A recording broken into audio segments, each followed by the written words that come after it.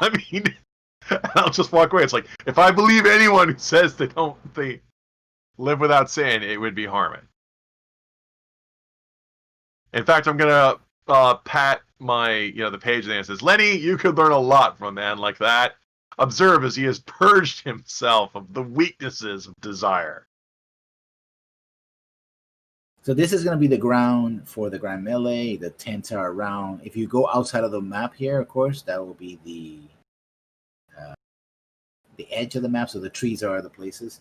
I'm not going to put every single combatant because there'll be hundreds of them. I'm just going to put whichever happens to be fighting Harmon or Harmon is engaged in one moment.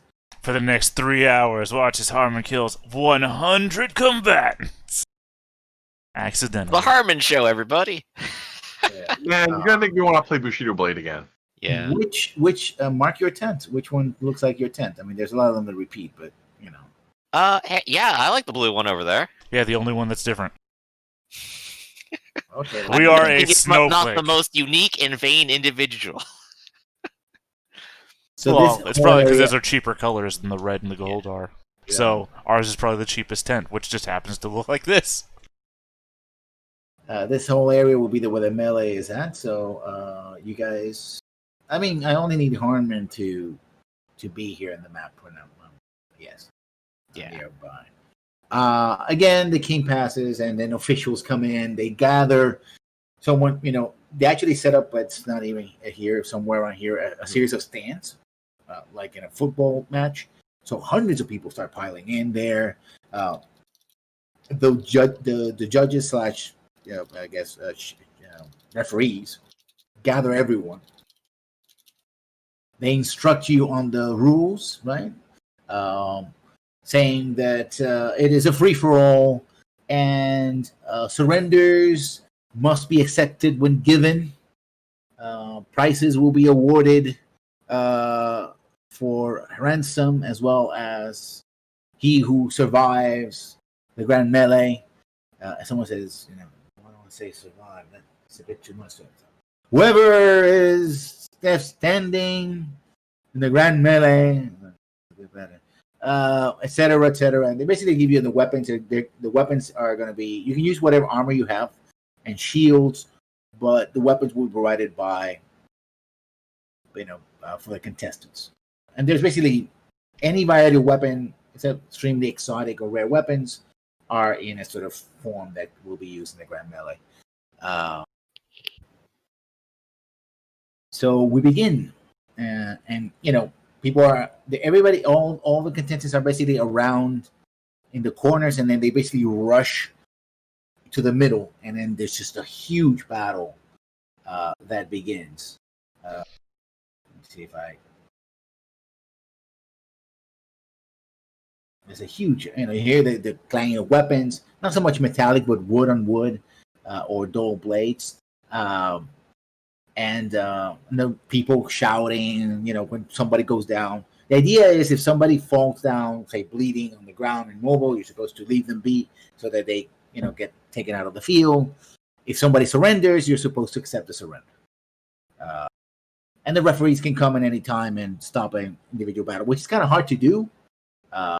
But they can do that if they see somebody's about to, get brutalized or something like that. So, Harmon, a group of young nobles, they're wolves, step up to you. There's 3 of them.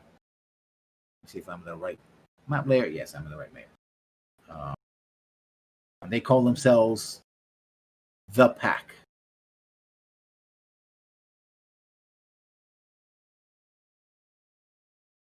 It took them hours to decide upon their name. Yes. And they're basically in the melee. There's an opening in the melee. You probably tell somebody, and then these 3 just go rush toward you. So they say they attack first because they're gonna. Well, I mean, in the interests of getting the fullness of the things that I've bought, could I not roll initiative? Yeah. Okay. For the possibility that I have a focus available to me. They're gonna roll to it. As well. I have focus. Yeah. They don't. So you go So- focus. In the use of my focus, I will just expel it to, or I will expend it rather to just have guard Okay. up. So they attack. They have pack tactics, so they have benefits from that. They have each one of them has pack tactics, so they get 2d8 on top of their regular 2d6s. Right. Does well, pack they only tactics attack. only work if others are guarding around them? No, Yeah. that gives you a higher bonus. Pack tactics is you get extra 2d8 if you have a buddy who has pack tactics, and choose up to 2d12 if they're guarding. Exactly. Okay. But of course, I will counter. But are they going to get closer to me or what? Yeah, they're going to closer to you. They're going to move. All right. Of course, I will counter them. So I'll wait to see their first strike first. This one in the north attacks. So, yep. All right, and then I have a bonus D12 because I am a veteran. Mm-hmm. Also, my strength D8 does not count because it's a counterattack. So I And you counter. have 2 successes. Well, it's 4 damage, and you said this is all weak, so you get to soak twice. So they have. I'm going to go consolidate all the dice they have into. Actually, yeah. 6. Remind me, Raph, sweep close only applies to an attack, not a counterattack, right? That is correct. You can only sweep on counters, but Mob Fighter kicks in no matter what. Yeah, I don't have that yet. It's on my list. Yeah. Yikes! This guy was unable to counter. He's dying. Yeah, he is. Even with weak damage, he's dying. Yeah, he's being taken out basically. I give you the side eye because I'm a horse, and horses only have side eyes. Also, you need to know that you're in for the fight of your life. Say that. Let's put that he's falling. Basically, he comes in with a sword, a two-handed strike, goes over your head. He misses. You block. You have a shield, right? But I'm counterattacking, so the shield doesn't matter. That would be if I was trying to dodge. Yeah, you parry it, and then just basically with the pummel of your blade, you sort of punch him in the face, and he goes flying backwards and lands on the floor. Broken maw, snout, bleeding, and he's like, "You're taking out." And the other two fellows are like, "Oh, that's gonna be a problem." So it's now 2d6 plus 1d8. The second attack, that's the one in the middle. The battle layer is my favorite use, so I'm going to re-roll that D12, which is my body, that rolled a 1. Mm-hmm. Alright, that is 1, 2, 3, 5. That's 5 damage. The soak. Weak, of course, because you made my damage weak!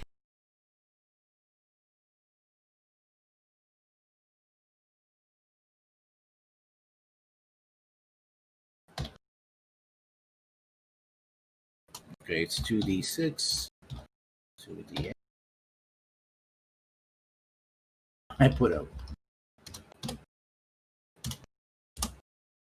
Oh, he soaks. Yeah, but he is now reeling and hurt. So he is. Oh, is green what we're using for guarding? For reeling? Let me check. I always forget. Yeah, I know the chart. I have a chart that I think I sent it to you guys. Yeah, but I'm so used to what I used, I don't know, with RAF 6 years ago on map tools that my color scheme is what's burned into my head. Yeah, and we actually Really recommended a unheard. color scheme in the book. Yeah, so it's purple, not green. Okay, purple for reeling. Got it. Okay. And the third one is going to attack. He still gets the bonus because his ally hasn't gone down. But he only gets a D8. Ooh, that's a good hit. I still have the D12 to roll.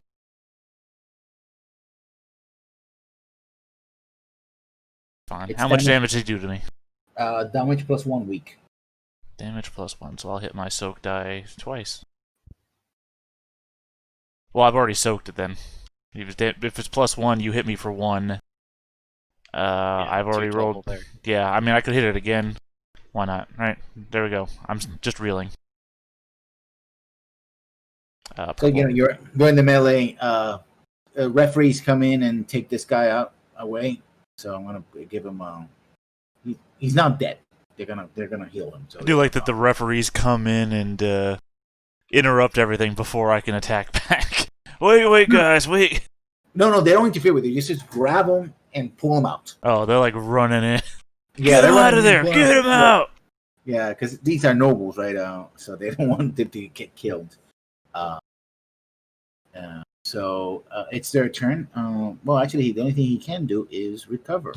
Well, actually, it's my turn. They just attacked me, you remember. It might seem the other way around because 2 of them went out, but... Yeah, go ahead. I mean, to be fair, all I'm going to do... Be able to rally their favorite combatants?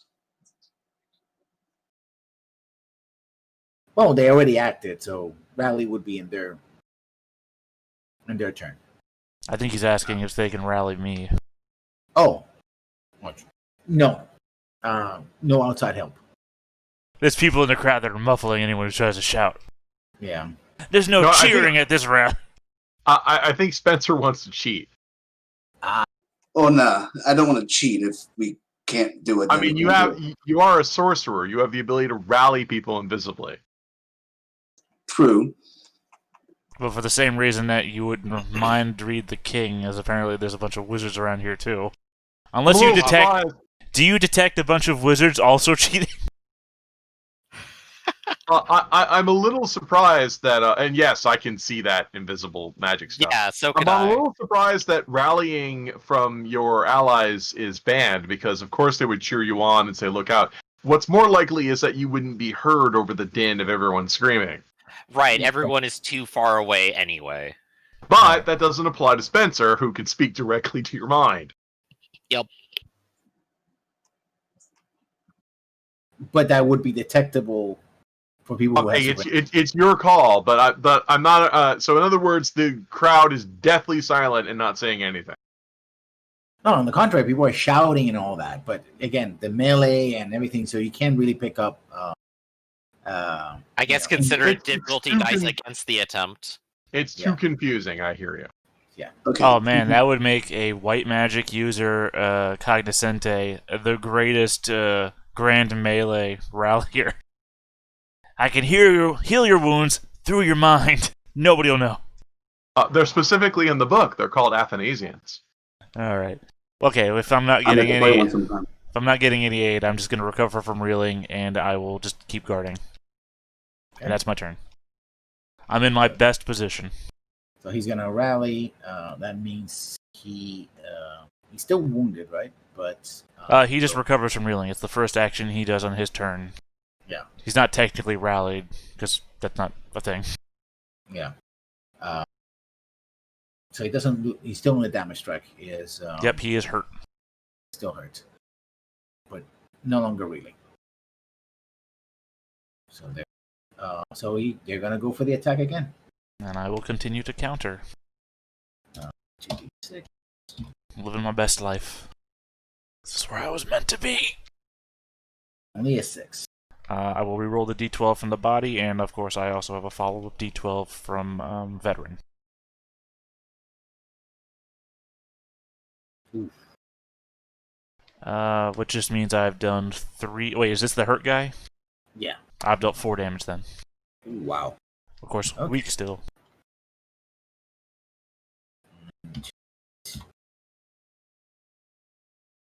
Ooh. So he is now dying. Yeah, he is also dying. There's going to be a whole tent of people that are dying that need medical attention from fighting Harmon. With weak weapons. Again, in the melee, they basically pull him out. I mean, to be fair, though, if you had that last 2 had not been there or been a 1, he would have dealt an extra damage and he'd just be dead right now. It's part and parcel what can happen. It's a risk you take. The last guy is not convinced that you are that great, but he has no bonus. So he's going to try to, avenge his friends. He's getting a In the 6. interest of fairness, he could aim. He could, but in that case, Is he a veteran or is he not a veteran? he's against veterans. He gets a 1d12. Okay. But it does nothing. And rerolling my first one was a d8. Cool. I gotta be a 6. I did, so it's 3 damage.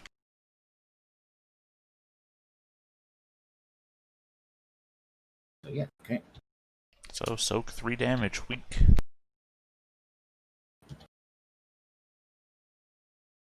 And you do, but you did get hit, so you are reeling. You are reeling. And that ends them, which means it's now my turn, unless you want to throw more people on the field at me before I take my turn. I mean, there's other people there, but yeah, these are the ones that are worth fighting you. Yeah. Okay, so I am going to guard again. You know what? There's only one guy left. I'm not going to guard. Going to go off guarding. I'm going to aim, and I also get a bonus d8 to attack this guy because he's reeling. So I have this. Ooh. I have a bonus d12 and bonus d8. I'm also going to reroll the strength because it rolled a 1, so I'm rerolling d12 and then 2 d8s.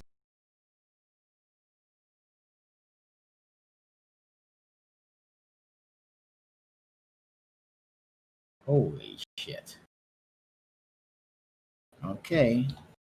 He's basically going to roll in order not to die. Well, I mean, I still have to see your defense, your dodge. You can't counter unless you have blind fighting. I don't know what you do if you're not. No, I'm just soaking. Well, no, you haven't rolled your defense yet.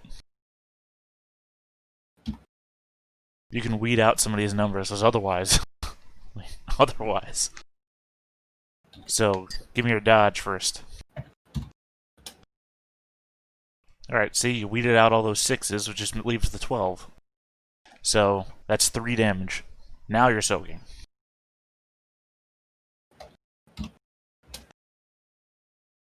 And you've soaked it.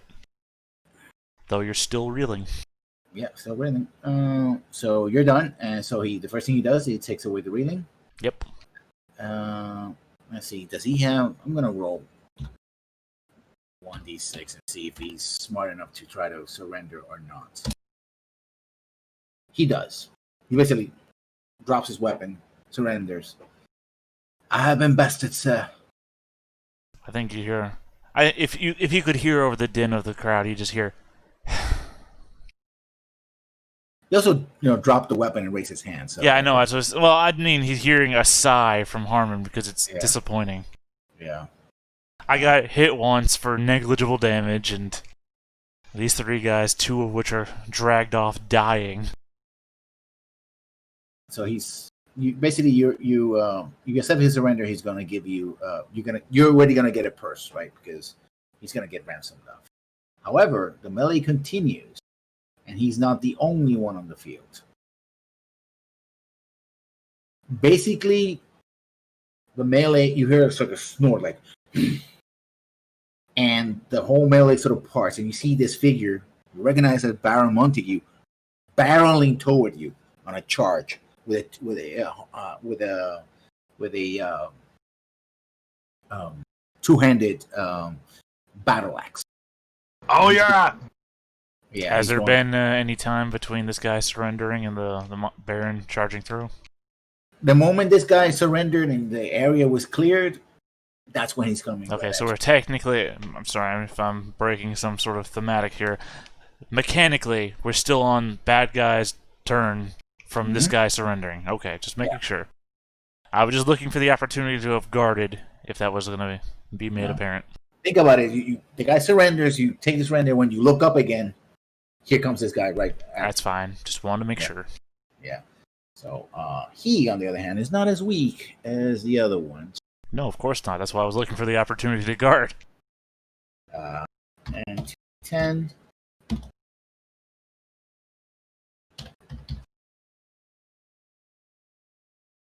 So yeah, 2 6s. I'm going to reroll the D8 from melee combat. Alright, well, I still hit him before he hits me, so 3 damage to him. I thought you had improved strength. No, I never bought improved strength. Also, strength doesn't matter to counterattacks. Yeah. Strength only comes into It's play just when there, I'm the attacking. off condition you attack. Yeah, it's my default. That's why I'm always saying, okay, strength doesn't count, strength doesn't count. Why I'm not rerolling strength. I'm more than well aware. Okay, he takes 3 damage, you soak 1. He is hurt and afraid and reeling. I don't know. I thought that was the parry. So that was not actually the soak. No, he attacked me. What are you talking about? Sorry about that. If he's parrying attacks that counter-attacking him, he's on a whole other level. Yeah. A whole other level doesn't actually exist. Yeah. So yeah, that's What weapon is the Baron using? battle axe. It's +2. Fun. +2. Yeah, 40-10. Because he's wearing plate now. So All right, so he's just reeling now. yeah, he's so reeling, and he's now on melee because he charged at you. All right. +2 weak. Your Yeah. turn. Let's see. I guess I should probably aim and attack him. Yeah, it's a Aim trade-off. bonus, reeling bonus. Yeah, I know. It's a trade-off between doing that, guarding, or just focusing and seeing if I can just interrupt whatever he's about to do to me. I will aim and attack. Proactive versus defensive. D12 for veteran. Rerolling the D8. What you got? Okay, he attacks, so he can't counter. Correct. Oh, also I have the bonus D8 for him reeling. Yeah. Depends. Does he have blind fighter? No. Then no, he can only dodge. Okay, so he's gonna dodge. And since he's using a two-handed weapon, I know he doesn't have cover. So no cover bonus.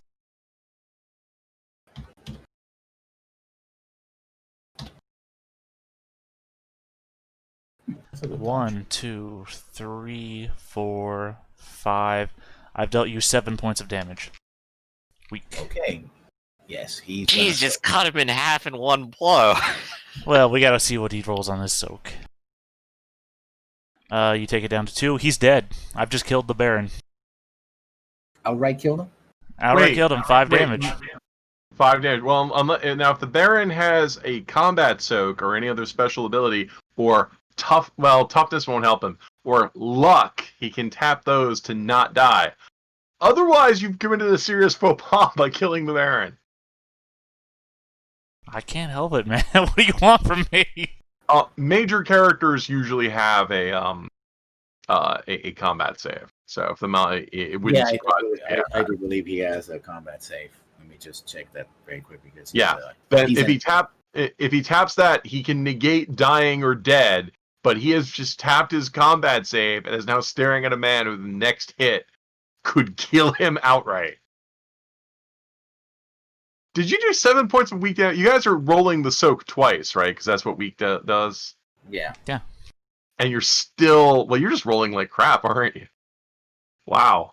So from 7 down to 5. I mean, Harmon did as much as he could possibly do in one hit here. On the soak roll when you're in plate, you should be soaking more than that. But yeah, you're just on a roll, Harmon. Try to keep the regicide to a minimum. Yeah. Okay, well, I mean, what's happening here? Yeah, he's trying to see if I have a soak. No soak, but a safe. Can't ransom the corpse. If he's a major recurring character, you're supposed to give them a save. The book says the GMs are supposed to do that, but I've been running into GMs who haven't been doing that. Basically, that's body, right? No, a save takes the damage down. Not doesn't take the damage down. It reduces dying and dead to, what is it?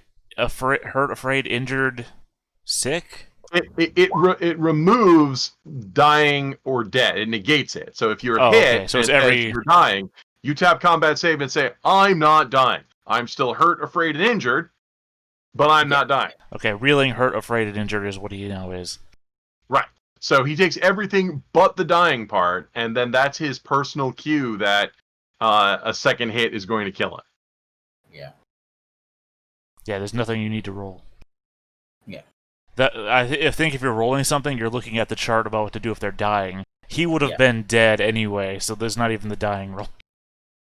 Okay. Let me see. Just down to put all the tokens. But here's also the thing: is that if no one's getting rallied here, the fact that he's afraid should just tell him to surrender because there's nothing he can do. Yeah. He basically drops. He basically goes into one knee. You know, because basically you sort of hit him so hard that you bent the plate into his skin.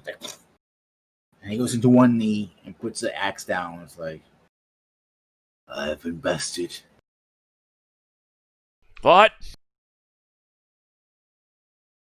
I have been Bastard. invested.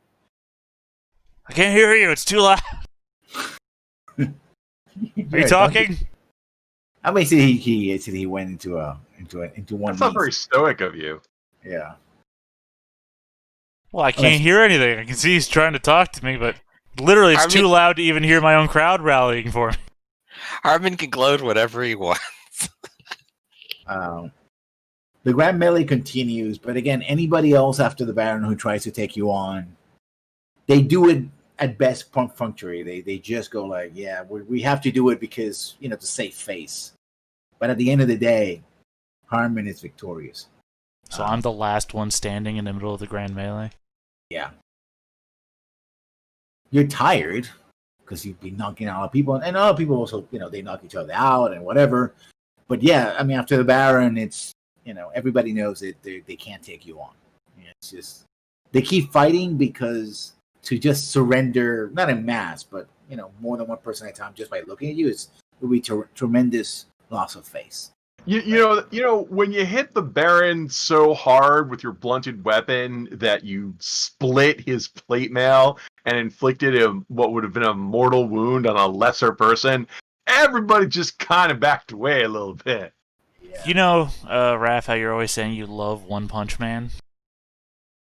Hey, he's my hero. Yeah, you know One Punch Man's his greatest sorrow? That he keeps one punching everybody. Yeah, that there's no one left for him to fight. There's no one strong enough to stand up to him. I'm so sad right now. It's gotta wait for the super not to roll into town here. This turned from a reward to like the greatest confirmation of what I had already feared. I've gotten too strong. We'll go find a mountain goblin for you. Will that make you happy? What? Somebody saying something? Ah. So after a while, the melee sort of winds down. You are brought forth as the champion. People are cheering. Again, you do see a lot of the nobility. They are cheapish around you. They're like, oh, I can't believe we lost to this guy. But hey, at the end of the day, you were favored by the light. And basically you're given it. Basically, the price you're going to get is the gift of wealthy, right? You're going to get a purse. Again. And there's another gift you might get, but I'm going to want to talk about that after during the week. To make We sure gotta dump that, some money into getting you mega plate mail or something. Just cover you in a tank. I'm in the best armor in the game. Get you a Are you second wearing- pair. Are you wearing 2 layers of the best armor in the game? That would be too heavy. I couldn't. 2 layers of Aeroth armor. Wealth would not afford that, by the way. Maybe a Gambus or Ambascura. and so and there's a tremendous cheering, especially from the commoners. Like you're one of them, and they're like, I don't know how Harmon actually feels. Does Harmon feels defeated because nobody was able to really touch him, or is he actually elated that he won? I feel like if this is like the movie scene, if you'll allow me, it would be like a moment like it close up Harmon's face. His eyes are closed. He's sad and disappointed on the inside, but face is still stoic, doesn't show any of it. It's like realizing that this guy who was supposed to be like the best person he was going to face out here was like one hit down. And then slowly the sound of the crowd starts building up in his ears. Harmon, Harmon. And he looks around and he sees all the people cheering and he raises the battle layer into the air. And, camera does the 360 swoop around the battlefield. You get the drone shot going around. Yeah. And so the Grand Melee is over. The crowds mostly will go down to the first round of jousting. Jousting will last a couple of days now. That's the thing about the Grand Melee. One of the reasons why it wasn't as popular, at least with the nobles, is because it's all or nothing. Like one big battle and that was it. Jousting tends to last a couple of days with rankings and everything that goes with it. Yes, that movie was not that far off when it came to that. They didn't have the soundtrack of it, but still, nobody's gonna rock you. But I guess Harmon just rocked everybody's world. Not in a good way, by the way. So yeah, the Grand Melee is in fact over. Afternoon comes in, and now this starts the reason why you're really here, which is the series of meetings and other things that are said by the nobles, among the feasting and everything else. We go back to corner of the large tent. I mean, it's almost like it's the size of it. In fact, you're not even walking on grass here. The tent itself is being elevated in wood, so it's so you're in a hardwood floor that was built so that the king and the retinue didn't have to walk on mud or anything like that, even if it rained. Now, what are you all doing? Harmon is being celebrated. I'm celebrating Harmon. Yeah, I mean, the way he's celebrated is via Gregory, right? You're being celebrated because your champion is being celebrated, won the melee in spectacular fashion, right? Harmon himself now being celebrated because he's below their station and they're not really going to acknowledge that, even though he actually whooped a lot of noble ass, they can't actually acknowledge that he actually did. A few do, including the Baron, who comes in and he helped by his daughters. Like, comes to Harmon and says, "I've never met someone as strong as you before. It's true what they say. There's always someone stronger." And you have proven that today. And he extends your hand to Harmon. You take it? Rest up. Maybe the second go, you'll best me after all.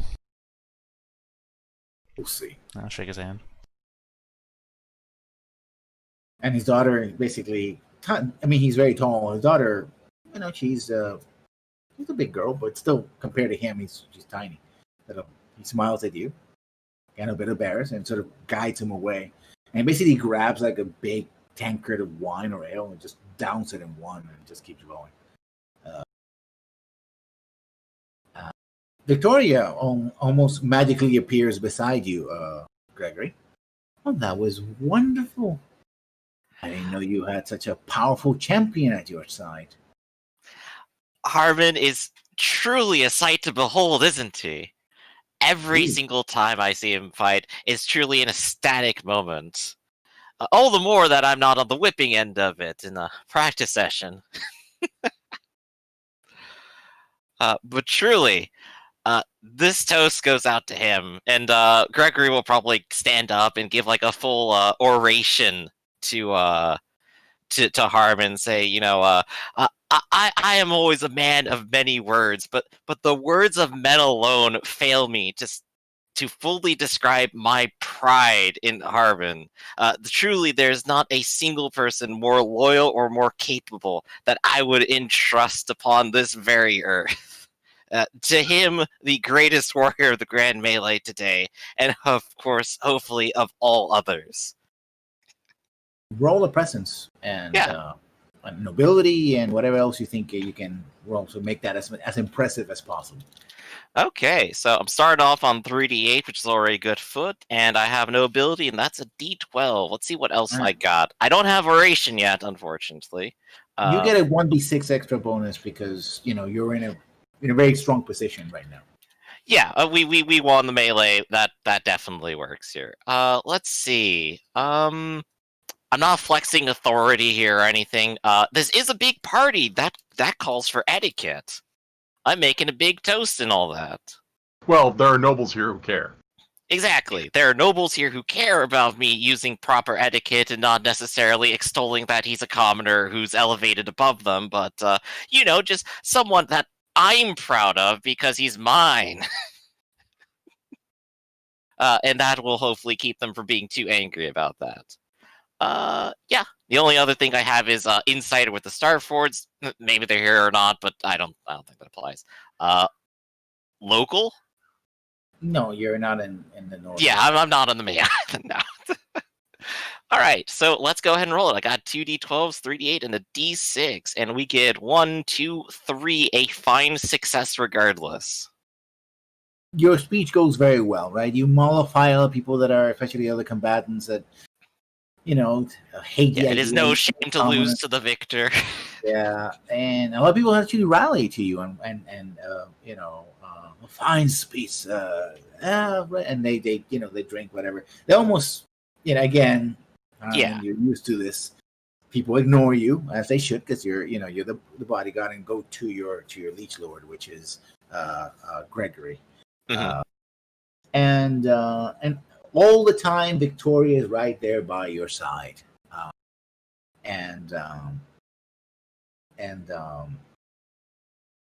leave the press with Vesper. And there was a big ceremony to give the dinars. Actually, we were paid in gold, not silver. Mhm. So that's okay. You guys should make that note of that. That's very important. For people listening, Harmon decided to leave the purse with Vesper for his use.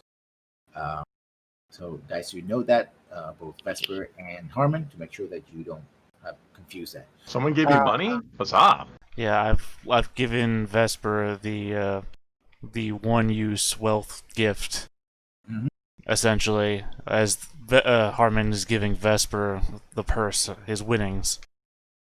Oh, thank you. It seems most that you could do the most good with this. I have no need for more than I have. You sure now? Because it's your money, and I worry that you're not pursuing, one thrill after another to kill for the love of killing.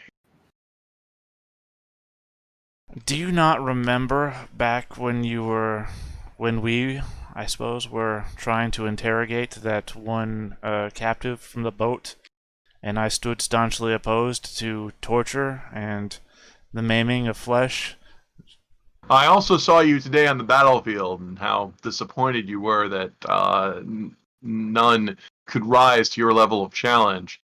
Your pursuit, I worry that you pursue the art of battle more than you are understanding what the arts of battle are for. I understand that with this money, all I could do is pursue ends that do not justify themselves, whereas you always work to serve the greater good, and I feel that you can make better use of this money than I could. I'm going to put my hand, I want to say patronizingly, in a patrician manner, upon Harmon's shoulder and say, you are a man of a strong heart. And I don't need to be told twice. I'm going off with this money. Woohoo! We're gonna buy so much gruel for the orphans. We're off to Isle of Vegas. This is enough money to get all of you a left shoe. Woo! Should probably keep like a tally at this point. How much has been donated to the poor? Jeez.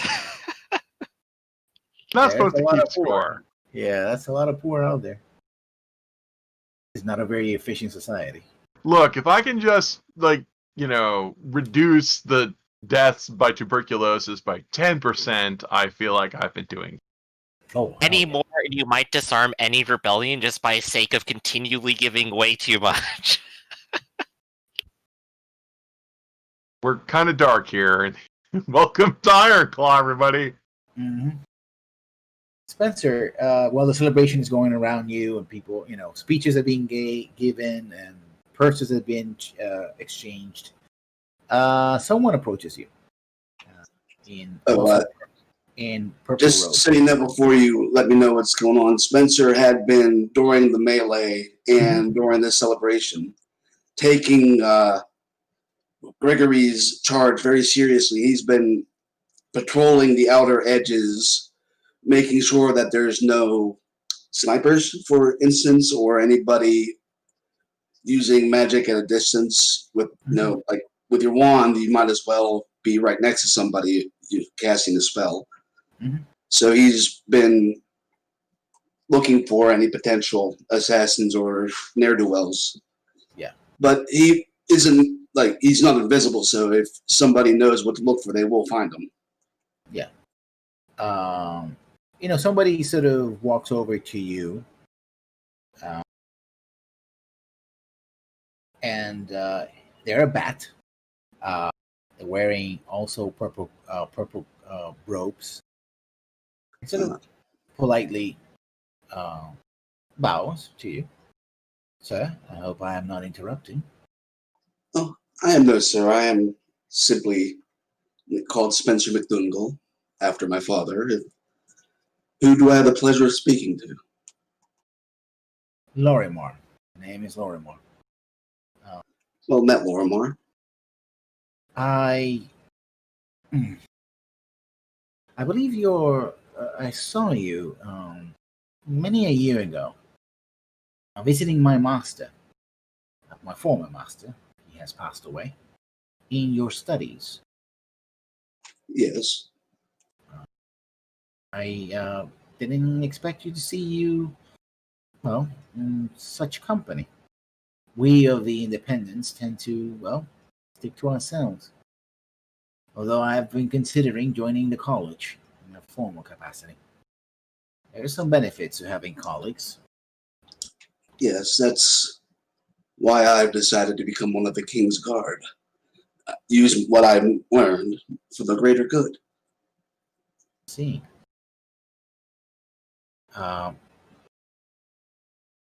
Well, we are having perhaps a night, the night from now, we're having a small meeting, discussion of intellectual ideas, and just like that this is what happens usually in independence. The way they transmit information is that they have gatherings, right? Someone will invite other magic users to their tower and have gatherings, and could be a dinner. It could be usually they're like sort of like dialogues. Little they invite it for dinner, and they have these very long dialogues where people exchange ideas and theories and the like. And he's basically extending that invitation to you, right? We will have a dialogue, not tonight, perhaps tomorrow night, when things have calmed down a bit. I would be honored.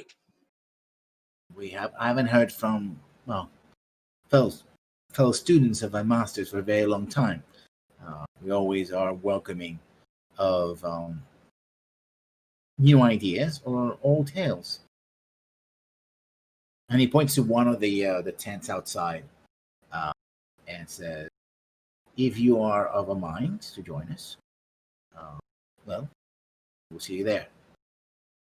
Is I shall be there. Anything particular that you want? Perhaps some dietary requirements and the like. Make sure that you're not out of sorts. We host many folk, and we want to make sure that no one is left bereft of proper. Well, I prefer to try new things when it comes to food, and this job does give me the chance to travel, so I get to sample a lot of things. Mm-hmm. Serve to me what you think is best. Not best in quality unless you can spare it, but best for a new experience for one of... hold on 1 second, out of character. Mm-hmm. I need to look for my local area knowledge so I know where he's from. Something that would titillate a young man from Corwin. We will endeavor to do so. Now, I've taken too much of your time. We will talk sometime later. Have a Very good day. well. I'm sure you have your own duties, as do I. Yeah, and he moves on, and then he sees another. There's another bat who has blue clothes. So he has the clothes of an elementalist, and they're discussing and whatnot. Yeah, apparently they know each other. Uh, so you have been cordially invited to a dialogue therein. Vesper, Laurenti's still there, tired. He's like, Tired. We didn't do anything except get a lot of money. yeah, but there's been the melee, and then he's been awake all day, and it's getting to night, and he's like, You're not everybody's going to talking. get far in the church if you get exhausted just by watching other people do things. Sorry. So, I mean, good Vesper.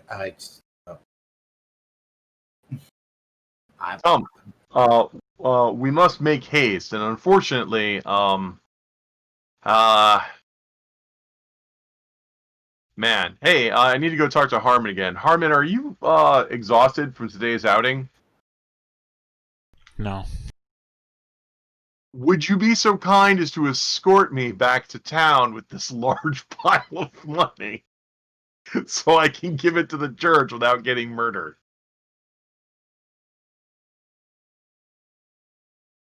I don't think I can. Why not? I can't leave Sir Gregory behind. He is still in my charge, despite... I like to imagine this conversation happens with Gregory, like, in the background, literally just, like, taking another drink around infinite numbers of nobles and all of their bodyguards surrounding. Yeah. Well, Lemmy, looks like we're staying here for the night. Good Vesper. Perhaps the bishop could take care of that. She's here. Take care of what? The money? We can't. It's not safe to travel with a large sum of money when there's so many, the confusion of the Grand Melee has all sorts of people, including those from many faraway places that might seize upon this. Their greed is an act of opportunity to take the money from us and disappear with it. Not to mention that this money is the spoils of Harmon, which means that there are many out there who will hold a wrathful grudge within their hearts. We must stay here. All right. I mean, he sort of points across. This is a huge tent, right? Think about it like a grand ball, but Yeah.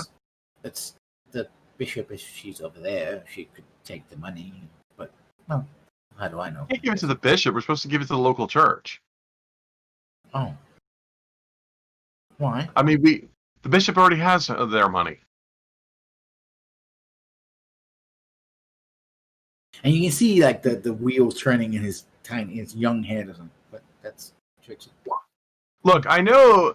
Let me explain to you how hierarchies work. You see, you think it's all one big. Some people will tell you about that money trickles down from the top. I have something to show you. Okay. And I would just go on about, Yeah, and he's in rapid tension. Like you're someone who is not technically his superior, but you're certainly his senior, and he was assigned to you. So he's like, yes, yeah, sure. I do like people not a lot and agree with me because, well, I'm usually right. Back me up, guys. In the middle of all this, you see that all of a sudden, sort of the people sort of part ways, and you see the younger king. He's barely out of his teens. His name, of course, is Edward of Telway. And he sort of shouts across the room to his older brother, eldest brother, Edgar. Edgar! And Edgar sort of looks up and it's like, sort of makes his face like, and clearly Edward the younger, he's drunk out of his mind. He's been drinking too much. And he sort of steps in and people are his retinue come in and it's like, I challenge you to a wrestling match. How we used to do when we were kids. And now this has everybody's attention. Is anybody going to do anything, say anything, or just simply going to watch? Why would I miss the best entertainment tonight? Okay. I am definitely watching keenly, though. And he gets up, and you see also basically again from one side of Anthony comes and from the middle, like right past you comes the middle brother, and the middle brother sort of like, you haven't lost your step yet. You're able. You want this. We need to do this. And the other one sort of looks down. Almost, he's not only younger, he's also a bit shorter as well. He sort of it looks down at his nose like, this is not the time, please, brother. And he sort of turns in your general direction. There are other champions here. It is their night after all. Sod it. We should, you know what? We're here. We haven't seen each other in years. We should definitely, celebrate like family again. And when the elders is going to say something here,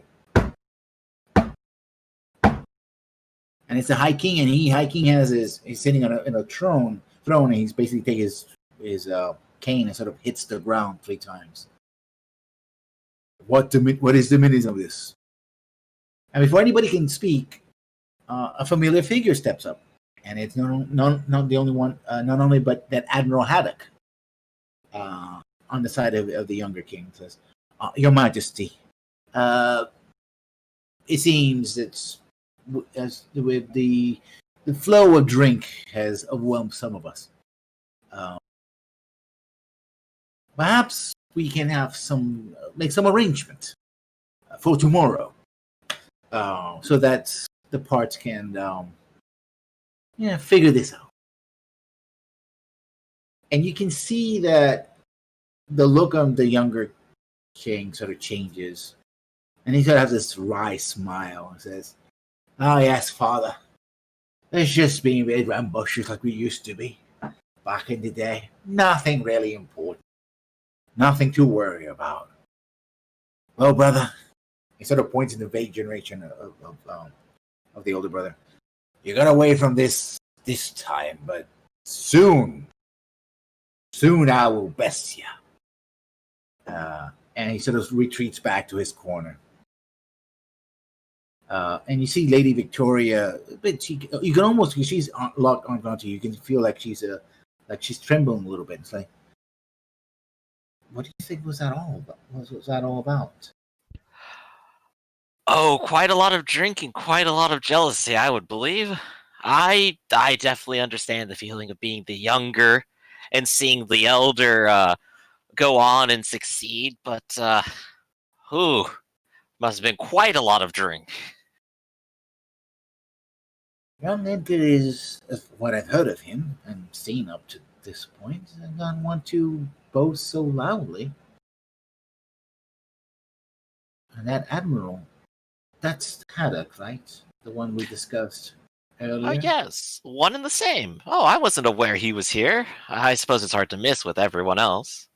Yeah, he's wearing his finer, like blues, like navy blues, right? With tail and has a buttons and all that. And that's what's called. It's called, what's the thing with a cravat? A blue cravat with seems like a diamond on it, so it's very expensive stuff. And he doesn't have the hat on, but he would have the admiral's hat.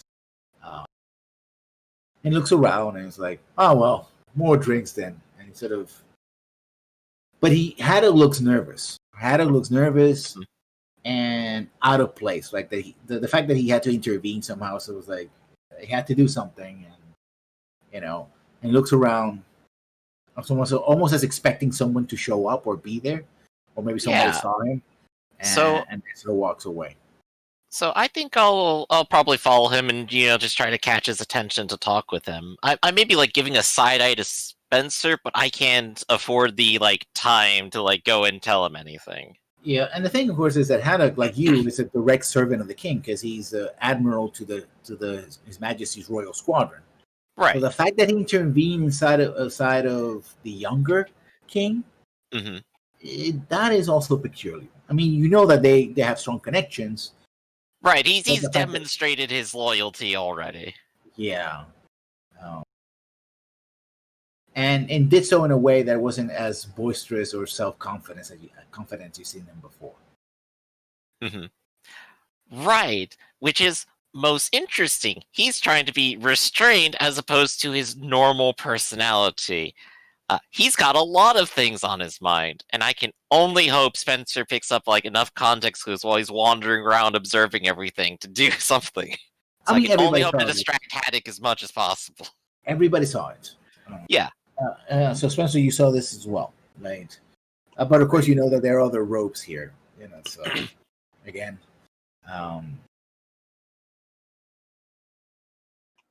Yeah, I'm not sure what to do about this. No, I know Harmon is going to stick by Gregory.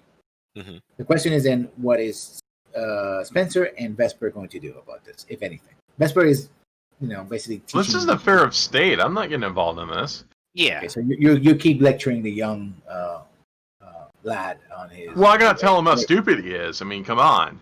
Yes. You think you know anything? So the question is, what is Spencer going to do? I'm having a hard time thinking of what to do here. Sorry. That's okay, no problem.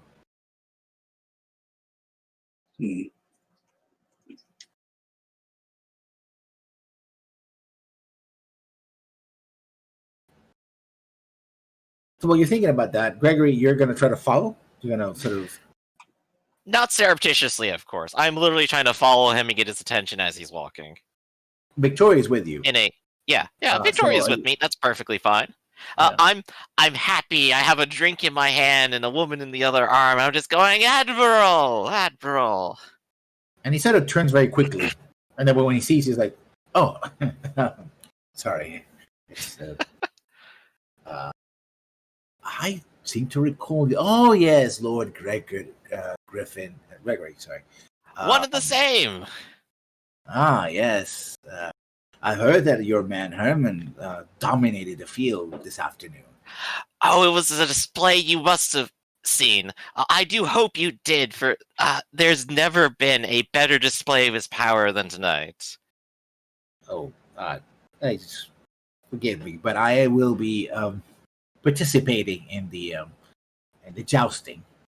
I'm more comfortable at sea than on land, but still doing well on courses. So that's amazing. Oh, I rarely trust the things, but the temptation is there for me for sure. Mm-hmm. But it looks like you've built up a little bit of a sweat. There must be a bit of a thirst to go with that. Would you care to drink with me in my tent? We could talk the night away. And he looks over at Victoria as like, I hope I am not interrupting anything. What do you say? Oh, she was looking over Victoria. Yeah, but he notices that she's there, so it's like, yeah. I mean, I wish not to interrupt anything, my lord. Well, there's plenty of time in the night, and I just wish to have a chance to talk with a good friend. I could hope we could be good friends. Very well. Foray fought together once, and I can only expect it'll happen again.